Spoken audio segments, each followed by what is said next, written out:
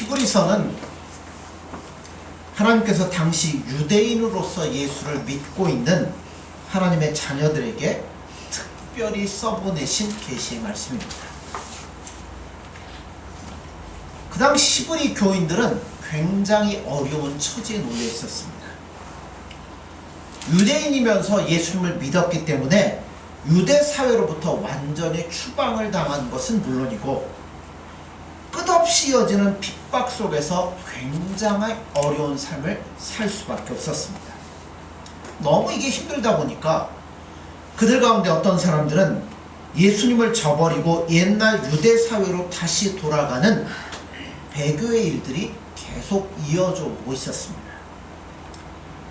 그렇죠. 내가 이렇게 믿어가지고 어떻게 인생을 살 수 있을까? 난 더 이상 못 살 것 같아. 그래서 다시 유대교로 회귀를 하는 자들이 많이 생겼습니다. 이런 사람들이 속출하고 있기 때문에 히브리서를 보면 그들에게 경고하는 말씀이 간혹 나옵니다. 3장 12절에 보면 형제들아 너희는 삼가 혹 너희 중에 누가 믿지 아니하는 악한 마음을 품고 살아계신 하나님에게서 떨어질까 조심할 것이라 이렇게 말씀합니다. 4장 1절에도 굉장히 무서운 경고의 메시지가 나오는데요. 이런 어려움에 처한 히브리인들에게 하나님께서 이 말씀을 써서 보내신 것은 그들을 격려하고 어려움에 빠져있는 그들에게 소망을 주고 그들로 하여금 잘못되지 않도록 경고의 메시지를 여기에 담아 그들에게 보내고 있는 겁니다. 하나님은 이상하게도요 직접적으로 마음에 와닿을 수 있는 해결책을 주시지 않을 때가 너무나 많습니다. 지금 히브리 교인들이 이 어려움에 얼마나 처해 있어요? 그럼 하나님 뭐 하셔야 돼요? 어려운 문제들을 해결해 주신다든가 핍박과 박해를 제거해 주신다든가 이러면 좋은데 하나님은 그러한 식의 답을 주시지는 않더라고요. 그리고 그런 답을 주시기 전에 오히려 먼저 그들을 위로하시며 주시는 말씀이 하나가 있어요. 나는 지금 예수 믿는 것 때문에 박해를 받고 어려워서 죽겠어. 근데 하나님 뭐라고 그러냐면 이런 말씀을 하시는 거예요. 자, 예수 그리스도가 너희에게 큰 대제사장이 되신다. 그러므로 너희는 예수님을 바라보라는 겁니다. 그분을 바라보면 모든 해답과 은혜가 거기에 다 있다라는 겁니다. 여러분 대제사장은 뭐하는 사람이죠? 구약시대 보면 하나님과 사람 사이에 가운데 서서 중재하는 역할을 누가 하냐면 대제사장이 합니다. 하나님의 손에 있는 은혜들을 가져다가 사람들에게 나누는 거예요. 그 중간 역할을 하는데 바로 그 자리에 누가 계시다고요? 예수님이 계신다는 겁니다. 그러나 예수님은 구약의 대제사장들과는 완전히 다르신 분입니다. 구약에 있는 대제사장은 불완전한 대제사장이에요. 그러나 예수님은 완전한 대제사장이라고 소개를 해요. 왜 예수님은 완전한 대제사장이 될까요? 두 가지입니다. 예수님은 참 하나님이십니다. 또한 예수님은 참 사람이십니다. 우리가 그 신비를 다 이해할 수는 없어요. 그러나 예수님은 분명히 완전한 하나님이십니다. 그러므로 하나님에 대해서 모르시는 게 하나도 없습니다. 하늘나라의 모든 신비한 축복, 은혜에 대해서 모르는 게 하나도 없으신 분입니다. 그러니까 몰라가지고 우리에게 못 주고 몰라가지고 실패할 수 있는 확률이 예수님에게는 없으시다는 겁니다. 또한 예수님은 완전한 사람이십니다. 이 땅에 오실 때 어떻게 오셨어요? 사람의 몸을 입고 이 땅에 오셨어요. 그리고 죄가 없으시면서도 인생에 당하는 모든 연약함과 고통을 친히 맛보신 분이 예수님입니다. 15절 중간에 보면 모든 일에 우리와 똑같이 시험을 받으시니로되 죄는 없으시니라 라고 말을 합니다. 본인이 직접 사람이 되셨어요. 또 참 사람이 되셨기 때문에 인간이 어떤 존재인지를 누구보다도 잘 알고 계십니다. 우리 연약함도 아시고 우리에게 필요한 것이 무엇인지도 잘 알고 계셔요.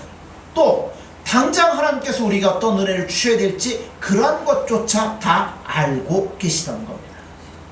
그러므로 하나님도 알고 사람도 다 아는 분이 실패하시겠어요? 실패하실 일이 없다는 겁니다. 예수님은 하나님도 완전히 아십니다. 또한 사람도 완전히 아십니다. 이처럼 모든 것을 알고 계시고 완벽하게 우리를 위해서 축복의 역할을 해주실 수 있는 분이 오직 예수님 한 분밖에 없어요. 그런데 그분이 우리에게 대제사장이 되신다는 겁니다.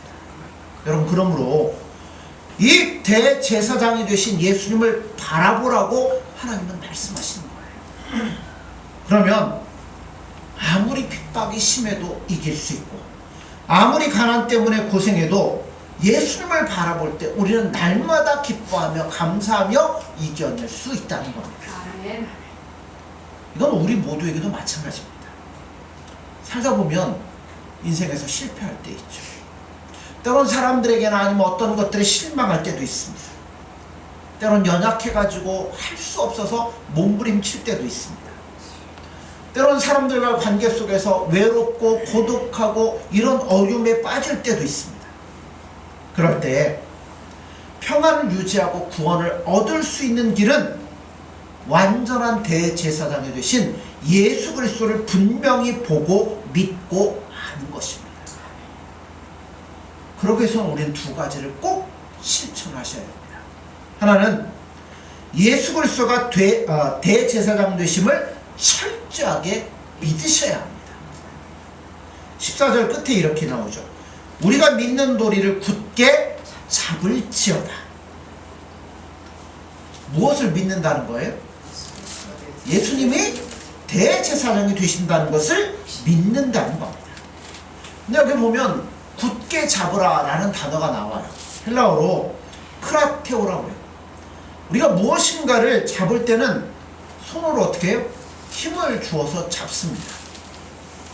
그런데 특별히 남에게 빼앗기지 않아야 될 소중한 것은 어떻게 잡아요? 더 꽉 잡죠. 이렇듯 누구를 꽉 잡으라고요? 예수님을 꽉 잡으라는 겁니다. 그 예수 그리스도를 꽉 붙들고 놓지 아니하는 방법이 뭐냐면 철저하게 믿는 거예요. 예수님이 나의 대제사장이 되신다. 예수님은 나를 절대 실망시키지 아니하시는 완전한 대제사장이다. 그 사실을 믿고 고백하면 예수님이 내 마음과 생각을 지배하시기 시작합니다. 그리고 나를 장악하실 거예요. 그럴 때 놀라운 위로와 평안이 우리를 완전하게 사로잡으리라 믿습니다. 이걸 믿으시라는 거예요. 왜 그러냐면 4장 15절에 답이 있습니다.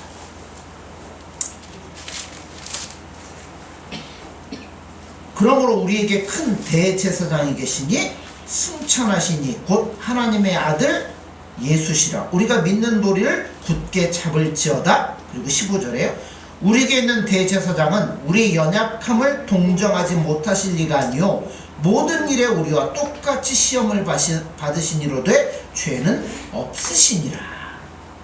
자, 여기 보면 동정하신다라는 표현을 썼어요.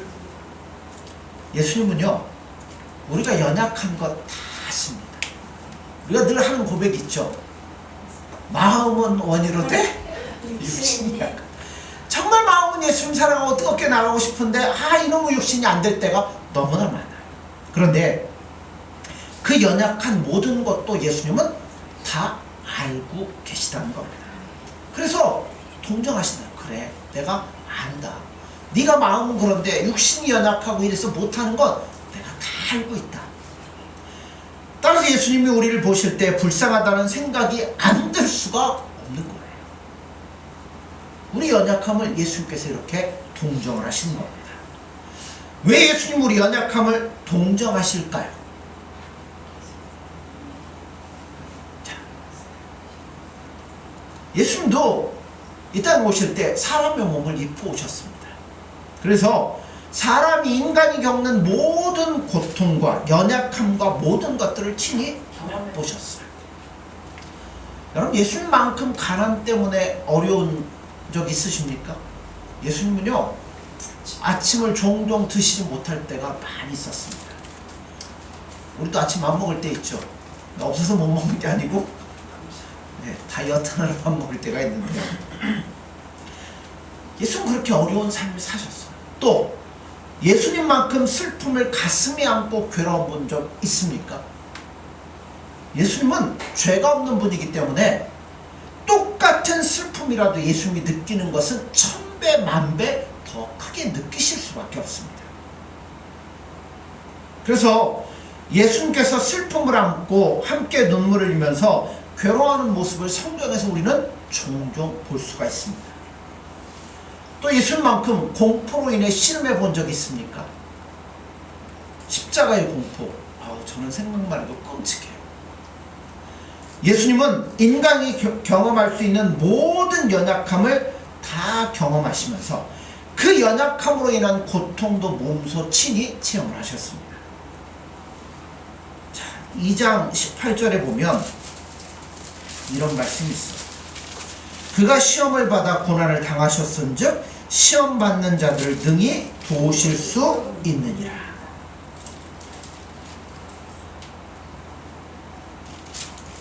우리 가운데 살다 보면 이럴 때 있죠. 나는 아무도 내 편이 없어.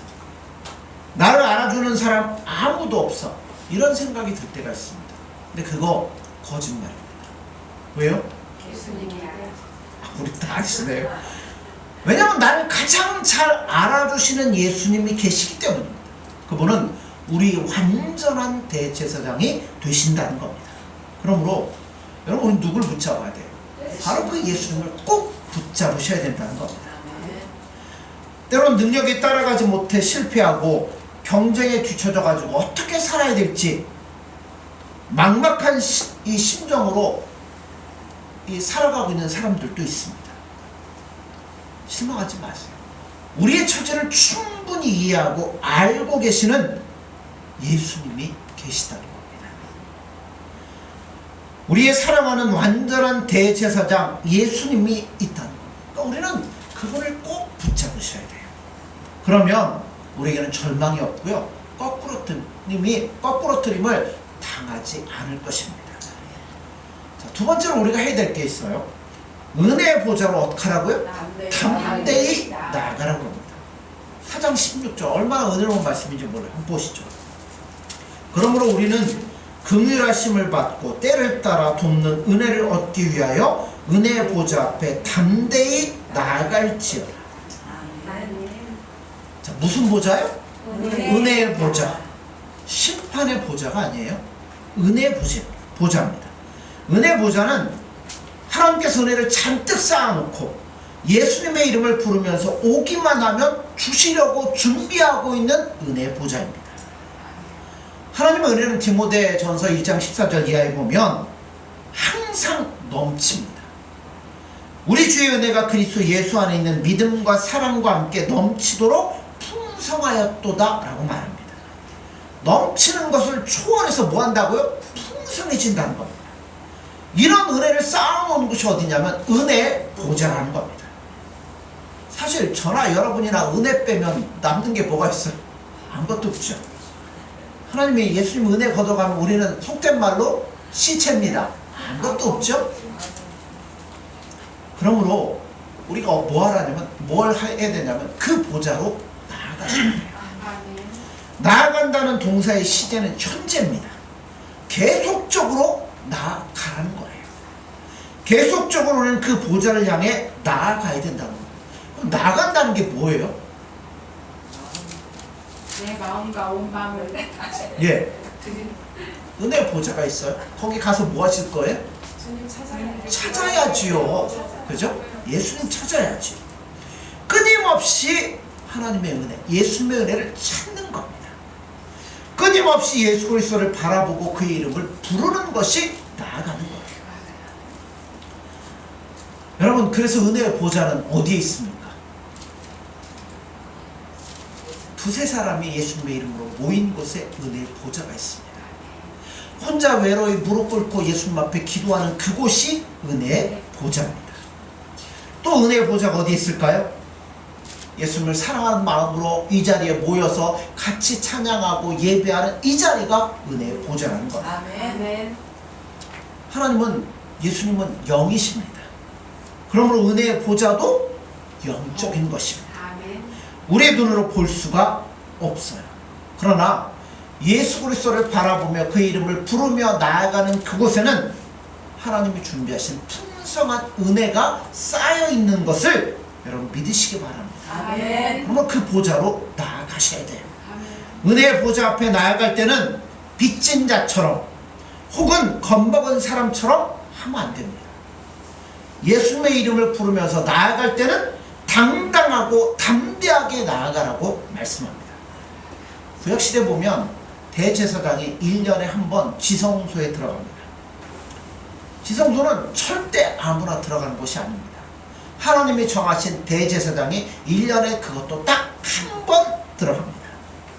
만약 그 명령을 어기면 어떻게 돼요? 다 죽습니다.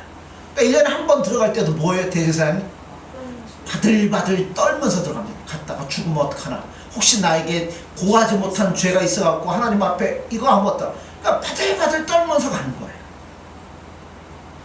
거룩하신 하나님의 지성소로 들어가기 때문에 떨 수밖에 없습니다. 그런데 오늘 예수는 뭐라고 말씀해요? 은혜의 보좌 앞에 나아갈 때 두려워하지 말라고 말씀합니다. 당당하게 나가라 말입니다. 여러분, 우리가 잘나서 당당하게 나갑니까? 예수님의 빼고로. 아니죠. 누가 계시기 때문에? 예수님이 계시기 그렇죠. 완전한 대제사장 되신 예수님, 철저하게 내 편이신 예수님, 예수님 그 자리에서 뭐하고 계시겠어요? 우리를 위해 기도하고 하나님 앞에 간구하시는 그분 때문에 뭐하라고요? 고개를 뻣뻣이 들고 당당하게 나아가는 겁니다. 하나님 앞에 뭐하라고요? 예, 달라고 요청하시는 얘기예요. 이렇게 들어가면, 당당하게 나아가면 어떻게 해주신다고요? 때를 따라 돕는 은혜를 주신다고 그랬어요. 자, 때를 따라 돕는 은혜가 뭘까요? 그죠? 필요할 때 주시는 거, 그죠? 내가 볼 때는 두 가지 의미로 보고 싶습니다.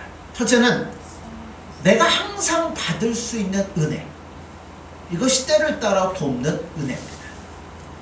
예를 들면 뭐, 하나님, 제가 믿음이 너무나 떨어졌어, 하나님 더 사랑하고 예수님 더 사랑하고 싶어, 나에게 큰 믿음 주. 그러면 하나님 뭐 하시겠어요?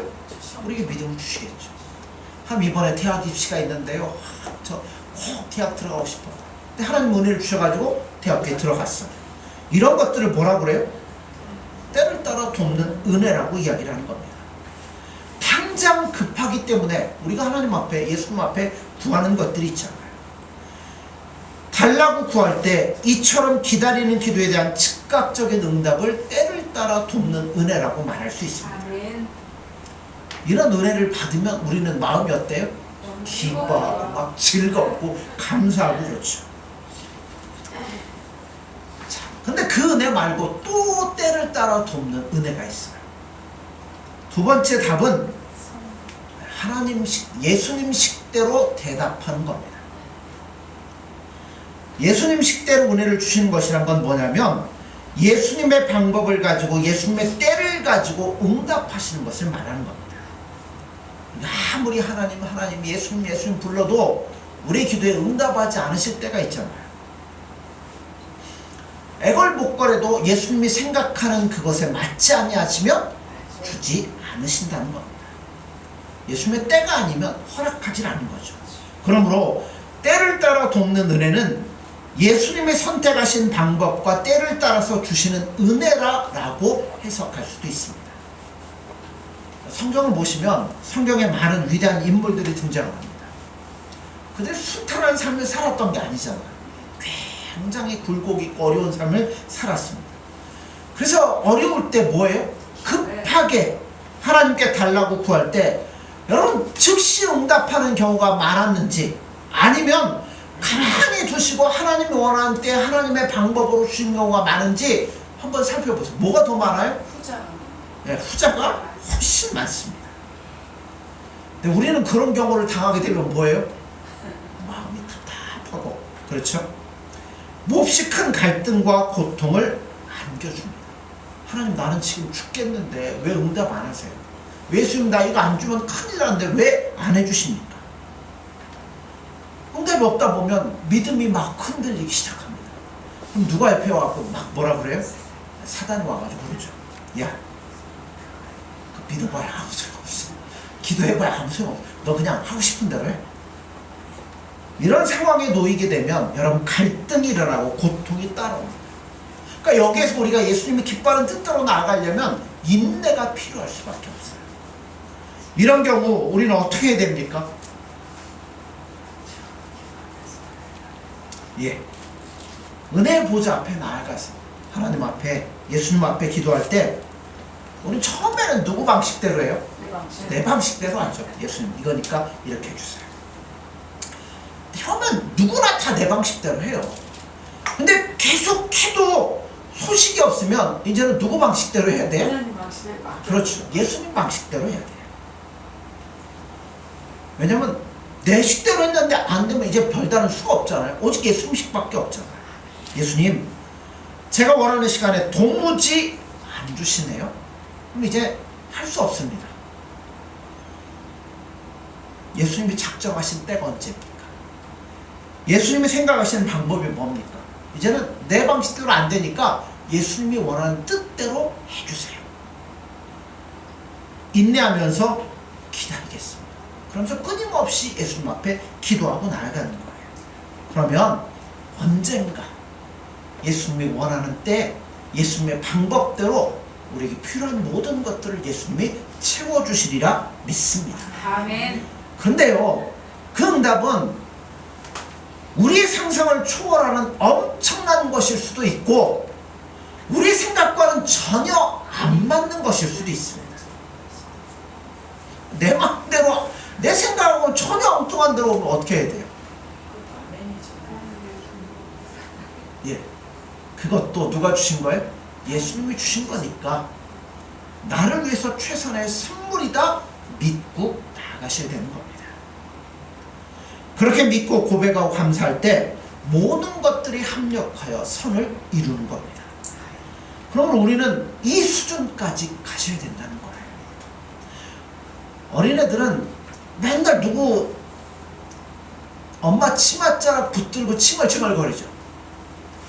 우리 애들도 어렸을 때 그 마트 같은 데 가면 지가 원하는 데 딱 쓰면 안 가죠, 더 이상. 왜냐면 내가 원하는 게 있으니까 이걸 달라고 어떻게든 그걸 얻으려고 그러죠. 그래서 울고 불고 떼쓰고 그러면 결국 뭐예요?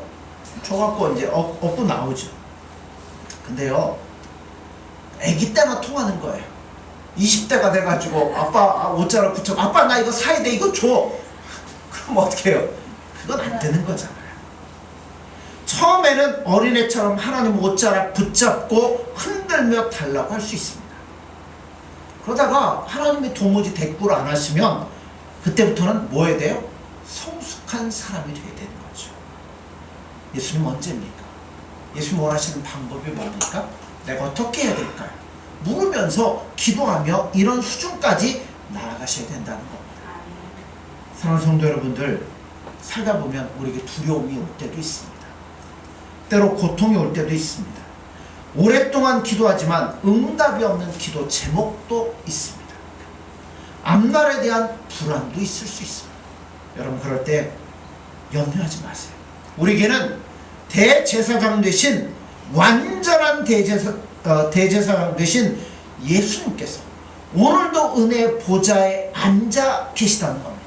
거기서 우리를 위해 기도하시고 예수님을 찾는 모든 자들에게 은혜를 주시려고 기다리고 계시다는 겁니다.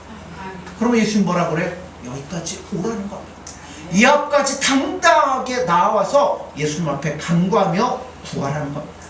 그런 거 여러분, 예수님을 바라보십시오. 그분을 믿으십시오. 그리고 그분 앞에 항상 담대하게 나아가십시오. 그러면 우리는 절대 실패 실패자가 되지 않으리라 믿습니다. 아멘. 그러므로 오늘도 우리 대제사, 저는 이 발음이 잘 안 돼. 대제사장 되신 예수님을 바라보며 우리 믿음으로 담대히 나아갈 수 있는 저와 여러분들이 되어지기를 간절히 소원합니다. 기도하겠습니다. 예수님 사랑합니다. 또한 감사합니다. 우리에게 대제사장이 되셔서 우리에게 하나님의 크신 은혜를 부어주시고자 지금도 우리를 위해 간구하시며 기도하시며 기다리고 계신 예수님, 우리가 복잡한 세상 가운데서 우리의 눈이, 우리의 생각이, 우리의 마음이 예수님이 아니라 다른 것에 빼앗길 때가 많이 있습니다. 예수님, 이런 우리의 마음과 생각과 모든 것들을 이제는 붙잡아 주셔서 완벽한 대제사장이 되신 예수님께 우리 시각과 생각과 마음과 초점을 맞출 수 있도록 도와주셔서 우리가 그 은혜의 보좌 앞에 담대히 나아가 예수님의 은혜를 만끽하며 예수님과 즐거이 동행할 수 있는 복된 삶이 되어지도록 함께하여 주옵소서. 아멘. 예수님의 이름으로 기도드립니다. 아멘.